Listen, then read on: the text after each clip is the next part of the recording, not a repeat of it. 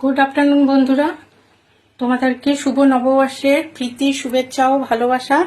আজকে লাঞ্চ থালি দেখো আমার হয়ে গেছে। আজকে আছে গরম গরম ভাত, এখানে হচ্ছে পুঁই শাক করেছি কুমড়ো আর আলু দিয়ে, এটা হচ্ছে লাউ করেছি বড়ি দিয়ে আর ধনেপাতা দিয়ে, এখানে পাট পাতার বড়া করেছি, পাট শাকের যে পাতাগুলো সেগুলো দুটো তিনটে করে নিয়েছি, নিয়ে বেসন দিয়ে বড়া করেছি। এটা আমের চাটনি আছে, এখানে স্যালাড হিসেবে শসা রেখেছি। এই হচ্ছে আমার আজকের লাঞ্চ থালি। তোমরা কে কি লাঞ্চ করলে অবশ্যই ভিডিওটিও দেখবো। আশা করি আজকের লাঞ্চ সবার প্রথম বছরের লাঞ্চ খুব ভালোই হবে। আমার আজকে লাঞ্চ এটা হয়েছে। ভালো থেকো, সুস্থ থেকো, বছরে কামনা করি খুব ভালো থেকো এবং সুস্থভাবে থেকো। এই পর্যন্ত।